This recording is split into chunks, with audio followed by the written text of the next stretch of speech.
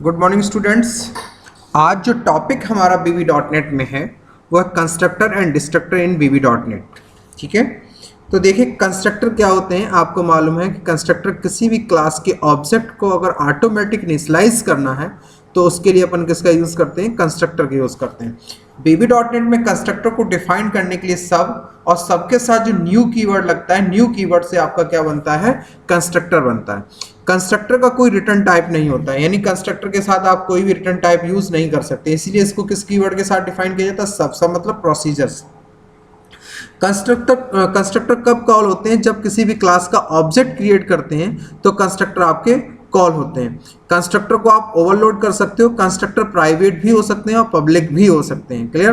तो कंस्ट्रक्टर क्या है कि किसी भी क्लास के ऑब्जेक्ट को अगर ऑटोमेटिक इनिशियलाइज करना है तो उसके लिए हम कंस्ट्रक्टर यूज करते हैं। कंस्ट्रक्टर को VB.NEट में सब और न्यू कीवर्ड के साथ डिफाइन किया जाता है। कंस्ट्रक्टर का कोई रिटर्न टाइप नहीं होता है। कंस्ट्रक्टर तब कॉल होते हैं जब किसी क्लास का हम क्या बनाते हैं, ऑब्जेक्ट बनाते हैं। कंस्ट्रक्टर को हम ओवरलोड कर सकते हैं, कंस्ट्रक्टर को हम प्राइवेट और पब्लिक डिफाइन कर सकते हैं। क्लियर। तो कंस्ट्रक्टर देखिए, पहले एक डेमो देखते हैं कि कंस्ट्रक्टर बनाते कैसे हैं, कंस्ट्रक्टर यूज कैसे करते हैं। तो सबसे पहले अपन क्या चलते हैं, VB.NEट को ओपन करते हैं। VB.NEट में हम सोल्यूशन एक्सप्लोरर में जाते हैं। एक फॉर्म हमारे पास है, फॉर्म 1। अब यहाँ पे हम एक क्लास ऐड कराएंगे, राइट क्लिक करेंगे, ऐड पे जाएंगे। ऐड पे जाने के बाद हम यहाँ पे एक क्लास ऐड कराएंगे। तो हमने यहाँ पे ले लिया क्लास, न्यू आइटम।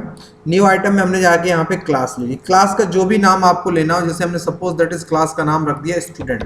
क्लास का नाम हमने रख दिया हमारा सपोज EMP, एम्प्लॉय हमने क्लास का नाम रखा और इस क्लास को हमने ऐड करा लिया। क्लास को क्या किया हमने, यहाँ पे ऐड करा लिया। क्लास के अंदर हमने क्या किया, वेरिएबल्स बना लिए हमने दो। मैंने प्राइवेट एक हमने ले लिया EMP ID एज इंटीगर।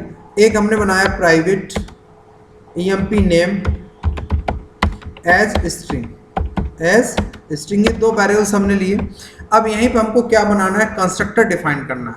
तो कंस्ट्रक्टर डिफाइन करने का हमने एक तरीका आपको बताया था कि कंस्ट्रक्टर हम जब डिफाइन करते हैं तो उसके लिए अपन क्या करेंगे, यहाँ पे यूज करेंगे पब्लिक कीवर्ड जो लगाएंगे सब, और उसके साथ दे देंगे अपन क्या, न्यू। क्या देंगे, न्यू। उसके बाद इसको हम कर देंगे एंड सब। क्या कर दें, एंड सब। EMP ID इक्वल टू हमने कर दिया यहाँ पे क्या, 0। EMP ID इक्वल टू क्या कर दिया हमने, 0।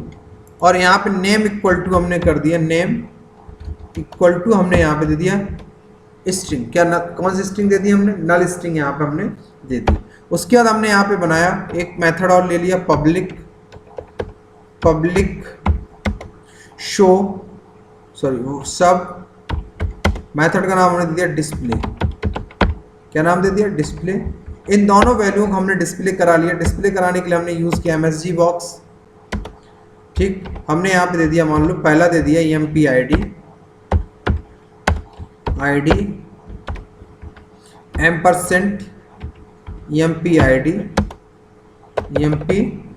ID।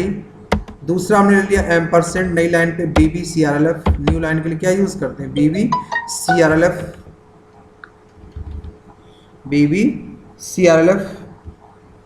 ठीक है, हमने यहाँ पे दे दिया BBCRLF और एम्परसेंट डबल कोट में हमने यहाँ पे दे दिया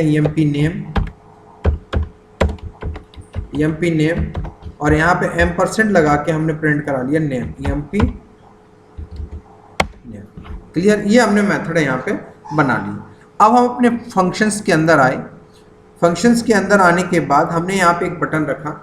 क्या रखा हमने, यहाँ पे एक बटन लिया, बटन को ऐड करा लिया।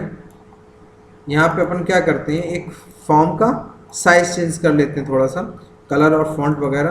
तो हमने यहाँ से बोल्ड कर दिया और यहाँ पे दे दिया हमने 12। कितना दे दिया, 12।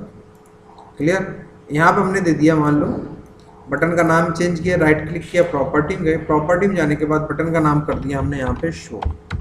बटन का नाम क्या कर दिया, शो। और यहाँ पे कर दिया BTN शो। क्या कर दिया हमने, BTN शो। अब हम इस क्लिक इवेंट पे, बटन के क्लिक इवेंट पे गए, हमने किया डिम ओबीजे एज न्यू। अब जैसे ही न्यू लगाया, आपने देखा होगा जब हम एसक्यूएल कनेक्शन क्लास लेते थे, एसक्यूएल कमांड क्लास लेते थे, एसक्यूएल अडैप्टर क्लास लेते थे, डेटा सेट, तो सबके साथ हम वहाँ न्यू कीवर्ड लगाते थे। तो हमने बताया था न्यू कीवर्ड का मतलब आपको हम बाद में बताएंगे। न्यू मतलब as a constructor, default constructor. New मतलब डिफॉल्ट कंस्ट्रक्टर, सबके साथ जब यूज करते हैं न्यू VB.NET में जो होता है वो हमारा कौन सा कंस्ट्रक्टर, डिफॉल्ट कंस्ट्रक्टर होता है। क्लियर। तो न्यू क्लास का नाम हमने क्या लिया, एम्प्लॉय। देखिए एम्प्लॉय आ गया। अगर अब हम ओबीजे डॉट लगा के यहाँ पे करेंगे डॉट डिस्प्ले, देखिए आ गया। अगर अब इसको हम रन करेंगे तो रन करने पर हमें क्या मिलेगा, name equal to 0, ID equal to 0, name equal to null, यानी दोनों में कोई वैल्यू हमारे पास नहीं होगी। अभी देखिए प्रोग्राम आपका एग्जीक्यूट हो रहा है।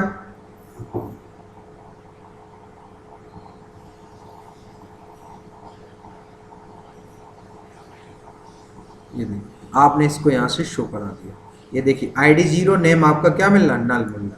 अगर आप यहाँ पे कुछ और पास कर देंगे क्लास के अंदर, देखिए हमने जैसे यहाँ पास कर दिया, हमने यहाँ पे दे दिया दुष्यंत। तो अगर अब इसको हम रन कराएंगे तो आप देखिए अब आपको क्या मिलेगी, ID 0 और नाम क्या मिलेगा। तो ये हमारा कौन सा कंस्ट्रक्टर कहलाता है, डिफॉल्ट कंस्ट्रक्टर। क्या कहलाता है, डिफॉल्ट कंस्ट्रक्टर। क्लियर। तो हमने इसको यहाँ पे कर दिया एम्प्टी। क्या कर दिया, एम्प्टी। क्लियर। अब हम यहीं पे एक कंस्ट्रक्टर और बना लेते हैं, पब्लिक सब न्यू। कौन सा कीवर्ड, न्यू। और यहां पे हम दे देते हैं, जैसे एक दे दिया हमने ID एज इंटीगर, दूसरा हमने ले लिया n एज स्ट्रिंग। ये देखिए दोनों हमने लिए। और उसके बाद हमने यहाँ पे क्या कर दिया, emp ID equal to ID। Clear. emp ID equal to ID। दूसरा हमने दे दिया emp name equal to n, अगर अब हम ये पास करेंगे तो ये हमने जब किसी न्यू कीवर्ड के अंदर जब आर्ग्यूमेंट्स पास कर देते हैं तो वो कंस्ट्रक्टर हमारा क्या बन जाता है, पैरामीटराइज कंस्ट्रक्टर बन जाता है। क्या बन जाता है, पैरामीटराइज कंस्ट्रक्टर। अब इसको अगर हम कॉल करते हैं तो अभी हमने यहाँ पे देखिए कोई आर्ग्यूमेंट पास नहीं की, कौन सा कंस्ट्रक्टर कॉल होगा, डिफॉल्ट कंस्ट्रक्टर कॉल होगा। अब देखिए एक बटन और रख लेते हैं हम, जिससे और क्लियर हो जाए। हमने एक बटन ले ली शो वन, बटन का नाम हमने क्या कर दिया, शो वन।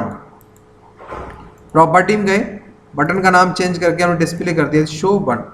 अब ये जो कंस्ट्रक्टर कॉल करेगा ये हमारा करेगा, कौन सा कंस्ट्रक्टर कॉल करेगा, पैरामीटराइज कंस्ट्रक्टर कॉल करेगा। तो हमने यहाँ पे कर दिया, देखिए डिम obj1 एज न्यू लगाया, न्यू क्लास का नाम क्या, एम्प्लॉय। और अब यहाँ पे पैरेंथेसिस लगा के हम कोई आर्गुमेंट पास कर देते हैं, जैसे हमने दिया 1 और नाम हमने जैसे दे दिया यहाँ से राकेश। तो हमने यहाँ पे देखिए जब कंस्ट्रक्टर कब कॉल होते हैं, जब किसी क्लास का हम क्या बनाते हैं, ऑब्जेक्ट बनाते हैं। पर कंपाइलर उसको कैसे पहचानता है कि कौन से कंस्ट्रक्टर को कॉल करना, कौन से कंस्ट्रक्टर नहीं कॉल करना, वो उसके पैरामीटर के आधार पे पहचानता है। तो जब देखिए यहाँ पे हमने कॉल किया तो यहाँ पे कोई आर्गुमेंट पास नहीं की, तो कंपाइलर कौन से कंस्ट्रक्टर को कॉल करेगा, डिफॉल्ट कंस्ट्रक्टर कॉल करेगा। और जब हमने यहाँ पे देखिए obj1 न्यू एम्प्लॉय और यहीं पे हमने आर्गुमेंट पास कर दी 1 कॉमा, और जो भी हमने डिफाइन करने में स्ट्रिंग लिया, वेरिएबल्स लिया, स्ट्रिंग लिया, फ्लोट लिया, क्या लिया, कोई भी लिया होता वो यहाँ पे हम पास कर दें। तो यहाँ पे हमने आर्गुमेंट 2 पास की, तो कंस्ट्रक्टर कौन सा कॉल होगा, टू वाला। अब अगर हम यहाँ पे करेंगे obj1 डॉट डिस्प्ले, अगर अब इसको हम रन करते हैं तो देखिए शो पे क्लिक किया तो ये डिफॉल्ट कंस्ट्रक्टर कॉल कर रहा है, शो वन पे कॉल किया ये पैरामीटराइज कंस्ट्रक्टर को कॉल कर रहा है। तो VB.NET में हम जो कंस्ट्रक्टर बनाते हैं वो हम किस कीवर्ड से बनाते हैं, न्यू कीवर्ड से बनाते हैं। जब हम एक ही क्लास के अंदर एक से ज्यादा कंस्ट्रक्टर यूज कर लेते हैं तो वो कॉन्सेप्ट हमारा क्या कहलाता है, कंस्ट्रक्टर ओवरलोडिंग। किसका कॉन्सेप्ट कहलाता है, कंस्ट्रक्टर ओवरलोडिंग। तो यहाँ पे देखिए एक हमने डिफॉल्ट कंस्ट्रक्टर लिया, एक पैरामीटराइज कंस्ट्रक्टर लिया, तो ये हमारा क्या बन गया, कंस्ट्रक्टर ओवरलोडिंग। क्या बन गया, कंस्ट्रक्टर ओवरलोडिंग। क्लियर हो गया ये कॉन्सेप्ट आपको। अब हम यहीं पे क्या बनाते हैं, अब हमको यहाँ पे बनाना है डिस्ट्रक्टर। क्या बनाना है, डिस्ट्रक्टर। तो देखिए डिस्ट्रक्टर क्या होते हैं, पहले डिस्ट्रक्टर अपन समझ लेते हैं कि जो कंस्ट्रक्टर के द्वारा जो मेमोरी यूज की जा रही है उस मेमोरी को डिस्ट्रॉय करने के लिए, फ्री करने के लिए हम डिस्ट्रक्टर का यूज करते हैं। कंस्ट्रक्टर क्या करता है, मेमोरी को इनिशियलाइज करता है, किसकी मेमोरी, ऑब्जेक्ट की मेमोरी का, पर जस्ट उसका अपोजिट जो काम करता है वो काम कौन करता है, आपका डिस्ट्रक्टर करता है। यानी कंस्ट्रक्टर के द्वारा जो मेमोरी यूज की जा रही उस मेमोरी को ये फ्री करता है या डिस्ट्रॉय करता है। VB.NET में डिस्ट्रक्टर बनाने के लिए हम यूज करते हैं फाइनलाइज कीवर्ड। किसका यूज करते हैं, फाइनलाइज कीवर्ड। फाइनलाइज जो मेथड है वो डिफॉल्ट है, VB.NEट कंपाइलर में पहले से पड़ा हुआ है। क्लियर। तो कंस्ट्रक्टर बनाने के लिए न्यू कीवर्ड, डिस्ट्रक्टर बनाने के लिए जो कीवर्ड यूज करते हैं वो कौन सा यूज करते हैं, फाइनलाइज। क्लियर। अब तीसरा point, can never be private, यानी डिस्ट्रक्टर कभी आपके प्राइवेट नहीं हो सकते। डिस्ट्रक्टर बाय डिफॉल्ट पब्लिक होते हैं। कब, कैसे होते हैं, पब्लिक होते हैं। क्लियर। डिस्ट्रक्टर को आप ओवरलोड नहीं कर सकते क्योंकि इसके अंदर हम कोई आर्गुमेंट पास नहीं करते हैं, जबकि कंस्ट्रक्टर ओवरलोड होते हैं, डिस्ट्रक्टर ओवरलोड नहीं होते हैं। कंस्ट्रक्टर कब कॉल होते हैं, जब किसी क्लास का ऑब्जेक्ट बनाते हो, पर डिस्ट्रक्टर कब कॉल होते हैं, जैसे ही आप प्रोग्राम को टर्मिनेट करते हो ऑटोमेटिक डिस्ट्रक्टर आपके क्या हो जाते हैं, कॉल, और वो मेमोरी को क्या कर देते हैं, फ्री कर देते हैं।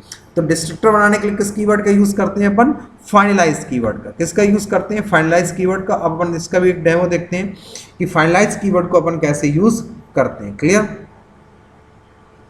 तो अपन क्या क्या किया, अपन ने सिंपल अपन .NET के कोड में जाएंगे इसी क्लास में, सबसे लास्ट में जाएंगे। सबसे लास्ट में जाने के बाद हम यहाँ पे लिख देंगे प्रोटेक्टेड, क्या लिख देंगे, प्रोटेक्टेड। उसके बाद ये फाइनलाइज कीवर्ड पहले से बना, कैसे बना, पहले से VB.NET में बना है, तो इसलिए एक कीवर्ड यूज करते हैं हम, ओवरराइड्स। कौन सा कीवर्ड करते हैं, ओवरराइड्स। सब लगाएंगे, क्या लगाएंगे, सब, और यहाँ पे लिख देंगे फाइनलाइज। क्या लिख देंगे, फाइनलाइज, फाइनलाइज, फाइनलाइज। क्लियर। उसके बाद आप अपने हिसाब से इसको यहाँ से क्या कर लीजिए, कोई भी मैसेज देना हो मैसेज दे। हमने यहाँ पे दे दिया कंसोल डॉट राइट, कंसोल पे मैसेज हमने राइट करा दिया, मैसेज दे दिया हमने मेमोरी फ्री। क्या दे दिया, मेमोरी फ्री। जब हम console dot right line use करते हैं तो ये जो आउटपुट विंडो दिख रही है यहाँ पे मैसेज आपको दिखे, कहाँ दिखेगा, आउटपुट विंडो पे दिखे। जैसे हमने इसको रन कराया, अभी दिखाते हैं आपको। क्लियर। और हमने यहाँ शो किया, शो बंद किया। अब हम इस प्रोग्राम को स्टॉप करते हैं। अब देखिए आउटपुट पे ये मैसेज हमारा आ गया होगा, आउटपुट विंडो। क्लियर। अभी देखिए आउटपुट विंडो पे,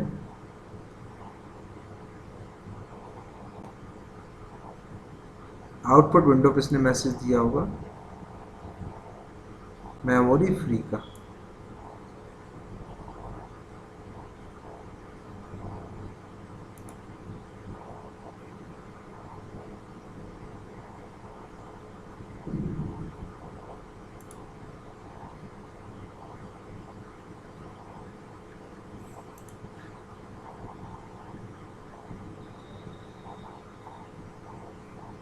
क्लियर।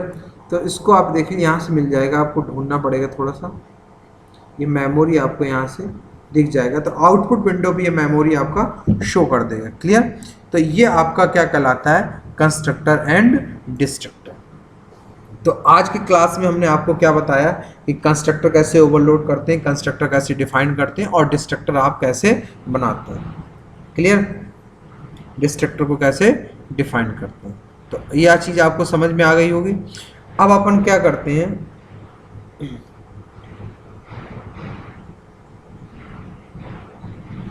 अब अपन इसी में कीवर्ड आपको बताते हैं, मी कीवर्ड। मी कीवर्ड कैसे होता है, जैसे फॉर एग्जांपल हमने यहाँ पे किया EMP ID और यहाँ पे हमने दिया जैसे EMP नेम, और यहाँ पे भी हमने कर दिया EMP ID EMP नेम। यहाँ पे क्या कर दिया हमने, EMP नेम। क्लियर। ये हमने यहाँ पे दिया। अब इसको प्रोग्राम को हमने कंपाइल किया और हमने शो कराया, तो देखिए हमको 0 मिल रहा है। क्या मिल रहा है, 0 मिल रहा है। इसलिए 0 मिल रहा है क्योंकि ये जो वेरिएबल्स है, ये जो वेरिएबल्स हैं, ये हमने EMP ID EMP name class level पे और कंस्ट्रक्टर लेवल पे दोनों पे सेम बनाया। तो आपको मालूम है जब कंस्ट्रक्टर लेवल पे हमने सेम बनाया तो यहाँ पे कौन सा कॉल होगा, जो कंस्ट्रक्टर के अंदर हमने डिफाइन किया हुआ, क्योंकि जो लोकल वेरिएबल्स होते हैं उनकी प्रायोरिटी हाई होती है, जबकि क्लास लेवल के वेरिएबल्स की जो प्रायोरिटी है वो लो है।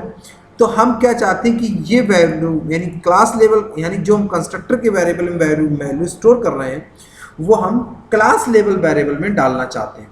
तो उसके लिए हम यहाँ पे यूज़ करते हैं मी कीवर्ड। मी क्या लगाते हैं, मी। जब वेरिएबल सेम हो तो हमने यहाँ पे लगा दिया मी डॉट ID, फिर हमने इसी तरह कर दिया मी डॉट नेम।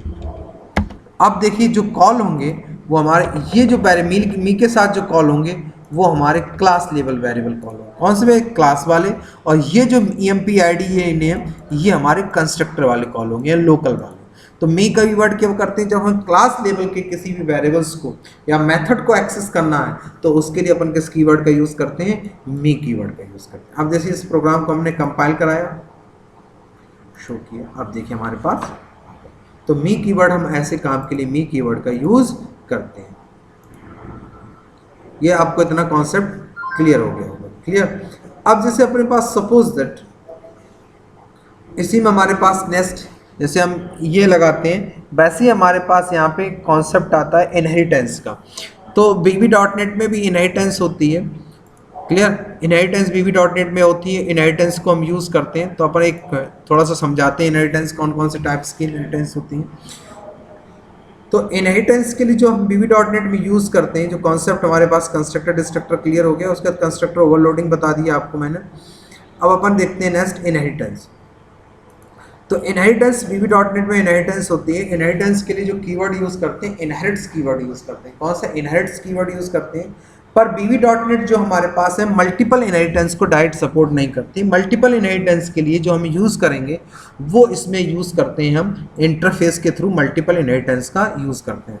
अब देखिए एक प्रोग्राम आपको हम बनाते हैं इनहेरिटेंस का, और फिर इसमें जो नेक्स्ट क्लास हमारी होगी उसमें हम आपको पूरा डेमो देके बताएंगे। तो सोल्यूशन एक्सप्लोरर को ओपन करते हैं, राइट क्लिक करते हैं और यहाँ से ऐड न्यू आइटम, एक क्लास लेते हैं यहाँ से क्लास ए। क्लास का नाम क्या कर देते हैं, क्लास ए, क्लियर। ऐड यहाँ पे एक मेथड बना लेते हैं पब्लिक सिंपल पब्लिक सब, और मेथड का नाम दे दिया हमने शो। मेथड का नाम क्या दे दिया, शो। यहाँ पे MSG बॉक्स दे दिया हमने, this is class A, this is class ए। यहीं पे राइट क्लिक किया, एक क्लास और ऐड की, क्लास, इसका नाम दे दिया हमने class A. Class B, inheritance तो मतलब समझते हो उत्तराधिकार, यानी जिस क्लास में एग्जिस्टिंग क्लास में स्वयं के फीचर्स होने के साथ साथ किसी अनदर क्लास के फीचर्स होते हैं वो हमारा क्या कहलाता है, इनहेरिटेंस कहलाता है। जो उत्तराधिकार जो विरासत में मिलती है, आप जावा C++ पढ़ के आए वही इनहेरिटेंस इसमें भी यूज़ करना है। तो दूसरी क्लास हमने क्या ली, क्लास बी ऐड कराया। अब इस बी क्लास के अंदर हमें ए क्लास को इनहेरिट करना है, तो हम कीवर्ड यूज़ करते हैं इनहेरिट्स। क्या यूज़ करते हैं, इनहेरिट्स क्लास ए, ठीक। पब्लिक हमने यहाँ पे दे दिया, क्या दे दिया, सब। मेथड का नाम दे दिया हमने शो, मेथड का नाम क्या दे दिया, शो, क्लियर। इसके बाद हमने यहाँ पे क्या कर दिया, यहाँ पे दिया, ये हमने दे दिया यहाँ पे डिस्प्ले, क्या दे दिया, डिस्प्ले। और यहाँ MSG बॉक्स में दे दिया दिस इज क्लास बी। अब अपन फॉर्म में आए, कहाँ है, अपने फॉर्म पे, इसी शो पे कॉल करते हैं, इनको कमेंट में डाल देते हैं अपन। तो डिम हमेशा आपको मालूम OBJ किस क्लास का बनेगा, एज न्यू। जो ऑब्जेक्ट बनता है किसका बनता है, चाइल्ड क्लास का। अब हमने किया OBJ डॉट, देखिए दोनों मेथड हमें मिलेंगे। पहले हमें किसको कॉल करना है, शो को, यानी बेस क्लास को। तो हम ऐसे कॉल कर सकते हैं शो बेस क्लास, फिर हमने किया OBJ डॉट डिस्प्ले। और हमारी कौन सी क्लास कॉल होगी, पहले बेस क्लास कॉल होगी, फिर हमारी कौन सी क्लास कॉल होगी, पहले बेस क्लास फिर हमारी ड्राइव क्लास। आ रही दोनों क्लासेस कॉल हो रही। अगर हम चाहते हैं कि सीधे जैसे C++ में एक ही ऑब्जेक्ट से दोनों को कॉल करते हैं, तो उसके लिए आपको क्या करना पड़ेगा, कीवर्ड यूज करना पड़ेगा, माई बेस डॉट, यहाँ पर आप क्या कर दीजिए शो। तो अब हम जब कॉल करेंगे वो सिर्फ कौन सी क्लास को कॉल करेंगे, ड्राइव क्लास के ऑब्जेक्ट को कॉल करेंगे।